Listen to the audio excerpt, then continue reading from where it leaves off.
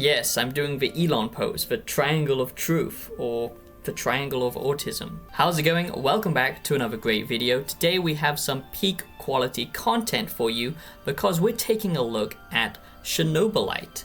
Yes, Chernobylite 2.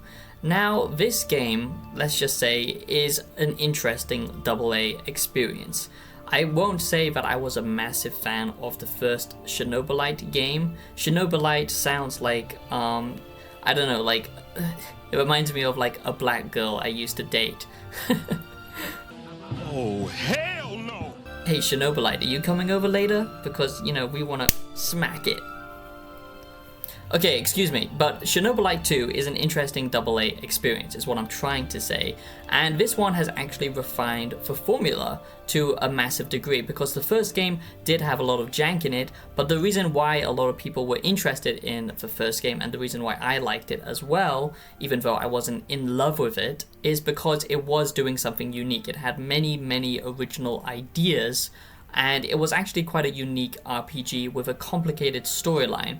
So today I'm going to be giving you my Chernobylite 2 Early Access review. Luckily I've managed to play some of the Early Access of this, and it is coming out in Early Access on PC very soon. So for people who really love the first game, I do recommend jumping into Early Access, but there are some negatives which I'll discuss, so you might want to wait for a bit. I don't think it's coming out on consoles as of yet, but I do hope you enjoy this Chernobylite 2 review, Early Access review, and we're going to get into the positives and negatives like I do with all of my Early Access reviews. Now I do think it is important I highlight if I have a bias towards a certain game, which most reviewers don't actually do, but I will always tell you if I do have a certain bias, and I will be as objective as I can be. So I really do hope you enjoy this Chernobylite 2 Early Access review. I'm very excited to talk about this game because I'm a massive Fallout fan. If you're, not new to this channel, if you're already a wise one, thank you so much for coming back and watching another video. You are awesome.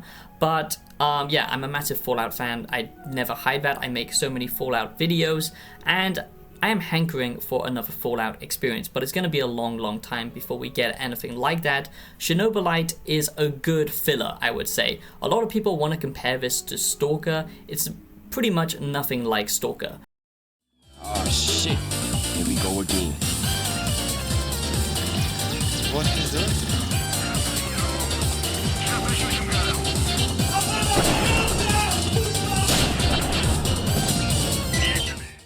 The only thing that's comparable is the fact that the setting is similar with Stalker, but the actual gameplay itself is much more Fallout. It's much more of an RPG focused game with heavy choices in this game, much more refined stats with the RPG elements in the second one, and a lot of base building similar to Fallout 4. So I would compare it much more to Fallout than I would Stalker. But I understand why some people might be looking at this and might be curious, because Stalker 2 didn't exactly launch in a perfect state. Sadly, it's full of bugs. It is slowly getting better, but perhaps this game might just be a nice placeholder before you jump into Stalker 2 until it gets fixed later on. So we're going to dive into the positives and negatives right now. But before we do that, I just simply ask that you do subscribe to the channel, become a wise one today, think for yourself, think outside the box.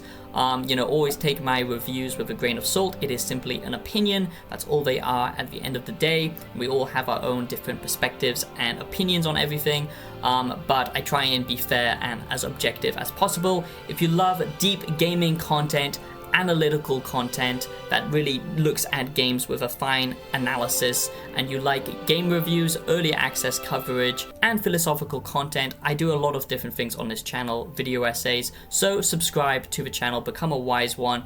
It would mean a great deal to me if you do subscribe, because I'm just so passionate about this community. Just sound off in the comments. I really love to hear your feedback around the gaming industry, because it is kind of going a little bit. Support the channel by giving it a like, and simply by dropping a small thanks or checking out my membership only videos and all that stuff, and let's go.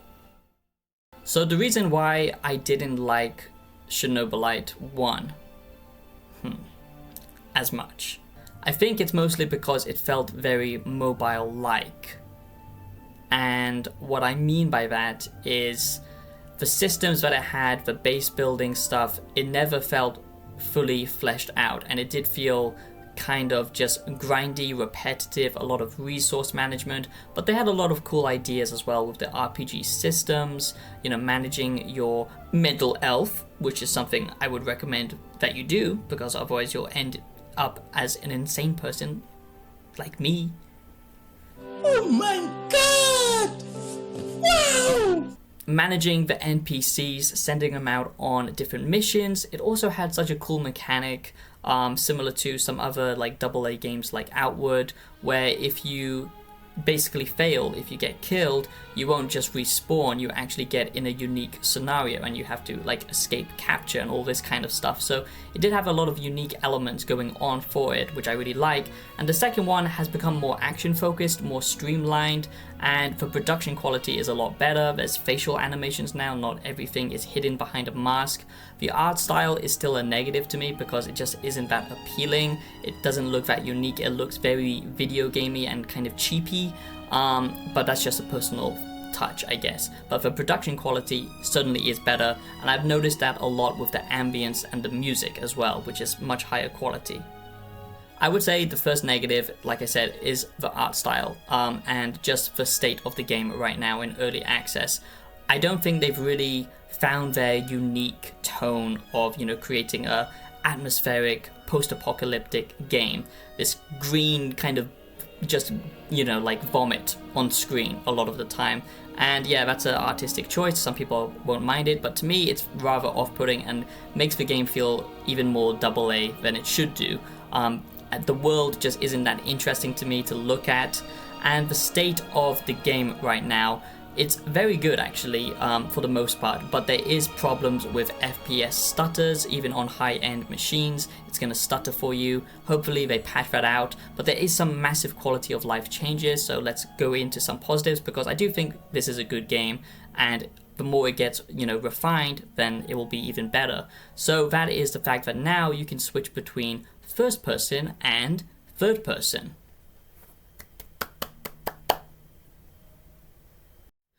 Yeah, that's actually a big change, because third-person combat in this game is awesome. It's also changed how combat works. It's not just, you know, shooting enemies and it being very, you know, kind of Stalker-esque with the gameplay, you know, kind of Metro vibes, with the kind of hardcore shooting elements where it just takes a couple of bullets. This time around, you can, you know, opt for a melee approach, a more stealthy approach, or even just third-person shooting, and it has a nice snappy response to it, and I really do like that. You know, reminds me of something like Remnant, I would say. If I sometimes zone out now, it's because the YouTube algorithm, which is great by the way, I really recommend becoming a YouTuber in 2025. They've changed the system where you actually have to have pauses in your videos, because God forbid you actually talk fast like I do. So that's...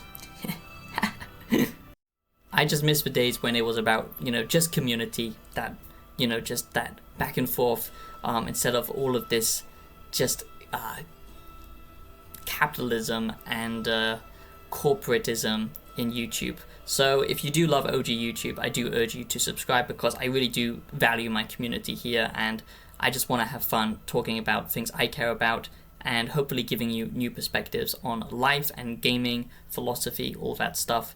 So just thank you if you do subscribe, but it has been quite annoying recently, but enough of that. The next positive, and this really surprised me with the first game, is the fact that this is actually very much a deep RPG, and it has a lot of story going on behind it. I wouldn't say that the characters are that interesting. That was the problem with the first one. Some of the characters just felt very one-dimensional. Even if the writing was good, the, you know, delivery and the performance, the fact that you could never see their face, it just felt very, you know, impersonal. It didn't have that personal connection that I was looking for. And yeah, the story, it's trying to make you care about these characters, and sometimes it falls flat on its face. And remember, this is a Chernobylite 2 early access review, so I can only speak about the early stuff I've seen, but the story does seem to be more crazy, more out there, because now you're literally hopping, you know, different dimensions to gather resources and stuff, so it's a lot more crazy, but the characters do seem to be more refined and better written, better animated, which I do like, so that is a slight positive compared to the previous game, but still an overall kind of mixed one, I would say. Another huge positive is the base building. The first game, it felt very, just not that interesting, very grindy, repetitive. This time around, I really like what they've done. Basically, it's gone kind of for that Starfield approach, that Fallout 4 kind of approach, where it zooms out and you're literally in a dedicated builder mode now. You don't just go to a workbench or something like that, and you can really customize and fine-tune your base now. And, you know, the same thing with, you know, like managing your NPCs, sending them out on missions, training them up, physically actually doing that in gameplay. That's really cool stuff. And just a lot more dialogue choices. RPG mechanics are way more refined in this second game. And they've got a new kind of stat system similar to Dark Souls, where you level up, you know, like your intellect and your strength and all that kind of stuff. And that feeds into the gameplay, like how much radiation you take, but also with the story and the actual interactions and the choices that you have to make.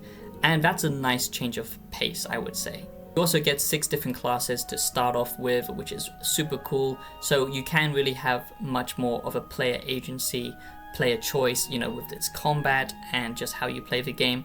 And the shooting, like I said, is just way more refined, you know, and there's different play styles for different player types. So this time around, it really is, like I said, trying to, you know, focus on making it a proper fleshed out RPG. And that's something that the first game was trying to do, but it still was you know, like just limiting in some of those gameplay systems. But this time around, it's much more fleshed out.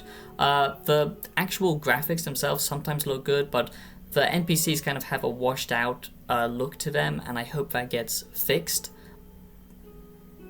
Todd Howard would be proud.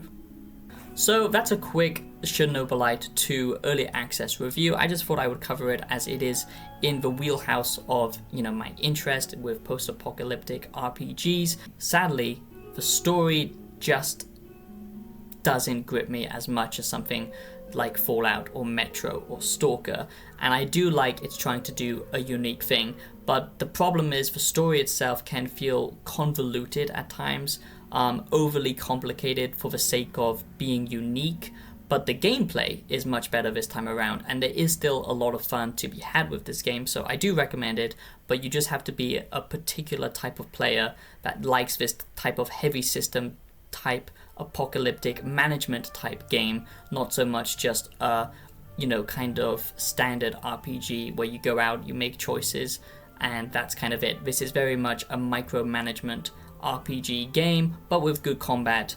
And yeah, I'm just not a big fan of the resource stuff, but I do recommend it, and maybe it's worth checking out fully when it's actually out. But the early access, I would say it's not bad right now, but it's not perfect, and it does need some fixes. So I do hope you enjoyed this Chernobylite 2 early access review, and if you did, like I said, like the video, subscribe, support the channel in any way that you can, or just use my link on Instant Gaming to save money on any game, you know, whatever it is, new or old games, they always have a sale going on. I would really appreciate it, and it would also save you money, so it's a win-win. Thank you for watching, and peace out.